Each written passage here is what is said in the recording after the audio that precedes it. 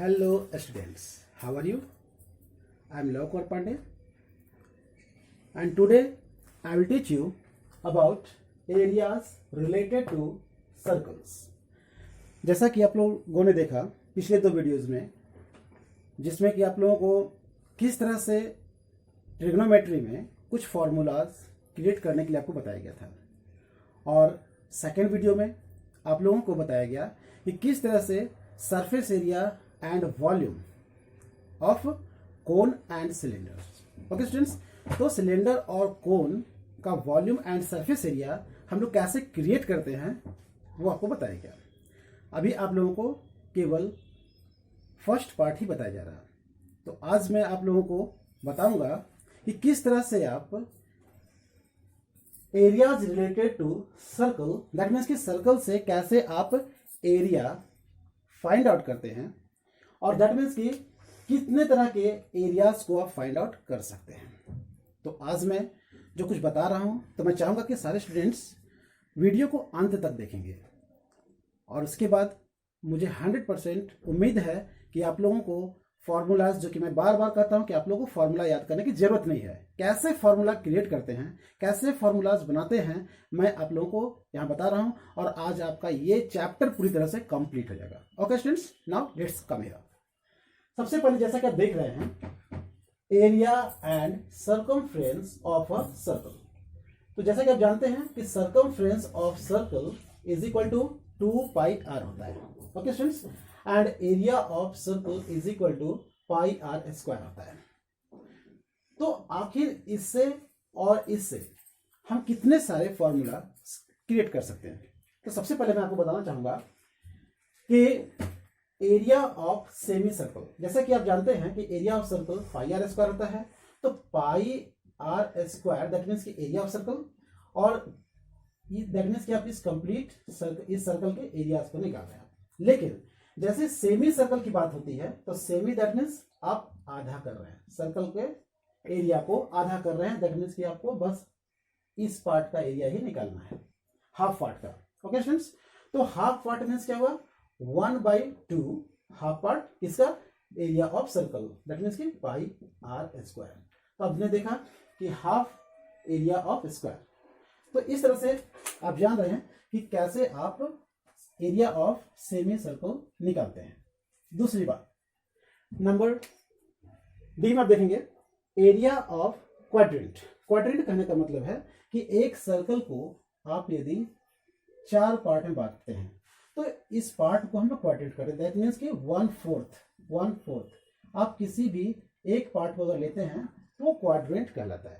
Okay students, तो इस condition में जैसे ही वर्ड क्वाड्रेंट है तो आपको ध्यान रखना है 1/4, तो 1/4 लिखेंगे, और चूंकि किसका है, एरिया। ओके स्टूडेंट्स, तो एरिया ऑफ क्वाड्रेंट, हम लोग सर्कल की बात कर रहे हैं, तो आप फिर वही काम करेंगे, ये इसी सर्कल के एरिया को आप यूज करेंगे पाई आर स्क्वायर।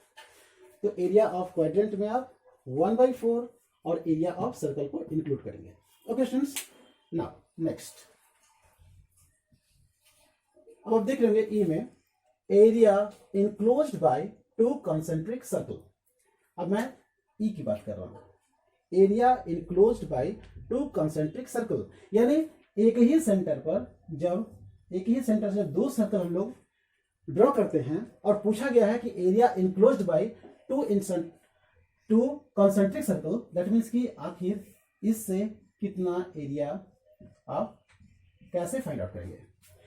तो इस कंडीशन में सबसे पहले आप क्या करेंगे, area enclosed bye 2 concentric circle. तो आप एक देख रहे होंगे कि एक आपको स्मॉल आर रेडियस, जो कि अंदर सर्कल है, उसके लिए हम स्मॉल आर ले रहे हैं, और एक देख रहे हैं आप कि बाहर एक सर्कल है, इसके लिए हम लोग कैपिटल आर ले रहे हैं।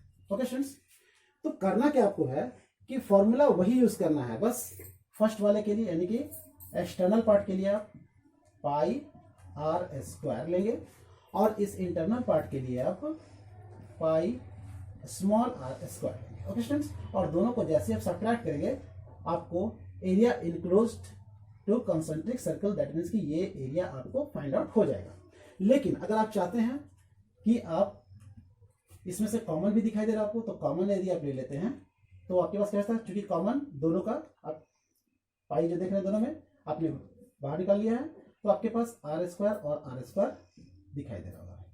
ओके स्टूडेंट्स, यहाँ तो कोई कंफ्यूजन नहीं है। अब आप क्या करेंगे, आप देख रहे होंगे ये आर स्क्वायर दैट मीन्स कि आपको याद होगा a square minus b square का क्या फॉर्मूला होता है, a plus b into a minus b. That means कि एक बार आप इन दोनों को प्लस करेंगे और एक बार इन दोनों को माइनस करेंगे। तो ए में आपका आर है, तो एक बार आर प्लस ये स्मॉल आर, दैट मीन्स ए को हमने ए माना है, ए को बी माना है, तो ए प्लस बी, और दूसरे में हमने a minus b, that means a वही आर है और एक small are.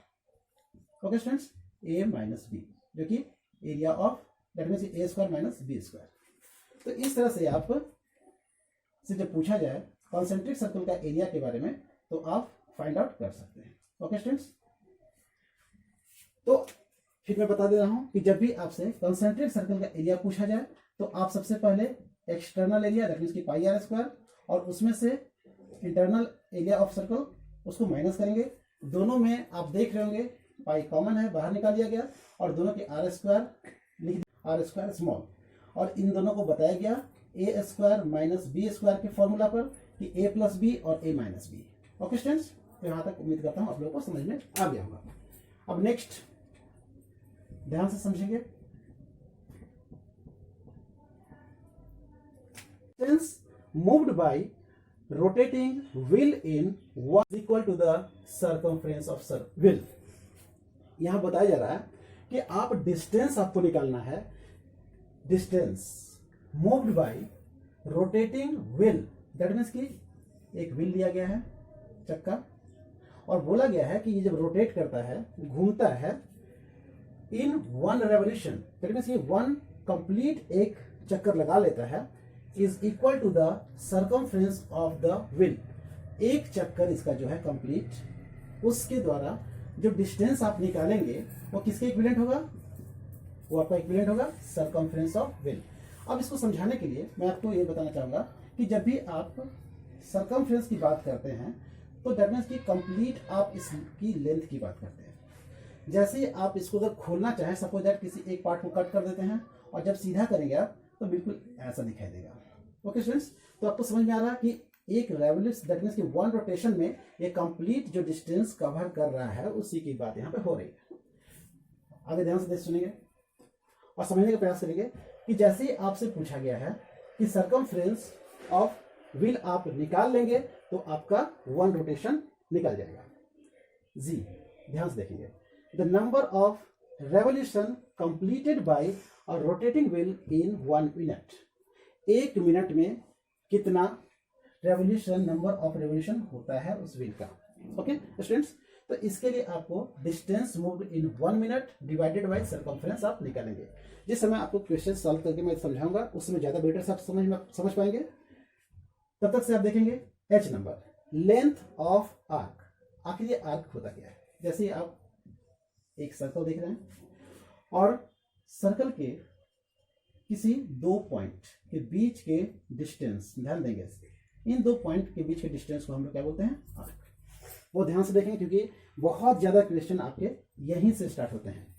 Length of arc, और बहुत ही सिंपल है, केवल समझने का प्रयास करना आपको है। जैसे लेंथ ऑफ आर्क की बात हो तो सबसे पहले आप ध्यान देंगे कि लेंथ की बात दैट मीन्स कि आप सर्कमफ्रेंस याद रखेंगे। ओके स्टूडेंट्स, लेंथ की बात होगी तो क्या याद रखेंगे, सर्कमफ्रेंस, और सर्कमफ्रेंस का फॉर्मूला क्या होता है, 2πr। फिर ध्यान सुन लें, लेंथ की बात जैसे ही होगी आपको याद रखना है सर्कमफ्रेंस, क्योंकि लेंथ से ही तो कंप्लीट सर्कल बनता है, तो आप सर्कमफ्रेंस को याद रखेंगे 2πr, और उसमें आपको इंक्लूड करना है θ/360 याद रखेंगे। ध्यान देंगे यहाँ पर θ/360 इसमें भी है, जब आपसे लेंथ पूछा जाएगा उस कंडीशन में भी, और सेक्टर का एरिया पूछा जाएगा उस कंडीशन में देख रहे होंगे θ/360 है। तो ये θ/360 आपको केवल याद रखना है कि θ/360 चाहे आपसे लेंथ ऑफ आर्क पूछा जाए या फिर आपसे एरिया ऑफ सेक्टर पूछा जाए, बस θ/360। तो θ/360 इनटू लेंथ की बात जैसी बोला जाएगा, क्या मैंने कहा आपको कि लेंथ की बात जैसी बोली जाएगी आपको सर्कमफ्रेंस का एरिया लिख देना है। ये आपका हो गया length of arc. Okay students, जैसे अब मैं आगे बढ़ता हूं, ध्यान से समझने का प्रयास करेंगे। एरिया ऑफ सेक्टर, मैंने क्या कहा, एरिया ऑफ सेक्टर बोला जाए या लेंथ ऑफ आर्क बोला जाए, तो सबसे पहले आपको ये ध्यान रखना थीटा बाय 360 दोनों में है, तो ये कंफ्यूजन वाली बात तो है नहीं। चाहे आपसे लेंथ ऑफ आर्क पूछा जाए या फिर एरिया ऑफ सेक्टर पूछा जाए, तो उस कंडीशन में आपको थीटा बाय 360 ध्यान में रखना है बस। तो थीटा बाय 360 इनटू, मैंने क्या कहा, लेंथ पूछा जाए तो सर्कमफ्रेंस को ध्यान रखेंगे, क्योंकि सर्कमफ्रेंस में कंप्लीट इस लेंथ को ही हम लोग क्या बोलते हैं, इस सर्कल के कंप्लीट लेंथ को ही हम लोग बोलते हैं सर्कमफ्रेंस। और यहां बोला जा रहा है एरिया, तो एरिया बोला जाए तो एरिया के फॉर्मूला को पुट कर दीजिए इसमें, और लेंथ बोला जाए तो सर्कमफ्रेंस को पुट कीजिए। तो एरिया की बात होगी तो एरिया ऑफ सर्कल क्या होता है, पाई आर स्क्वायर, आप पाई आर स्क्वायर डालेंगे, क्योंकि थीटा बाय 360 दोनों में है, और एरिया बोला गया तो पाई आर स्क्वायर जो कि सर्कल का एरिया है, और अगर लेंथ बोला गया तो सर्कमफ्रेंस का फॉर्मूला हम लोग पुट कर देंगे। ओके स्टूडेंट्स, उम्मीद है यहां तक तो आपको समझ में आ रहा होगा। अब ध्यान से नेक्स्ट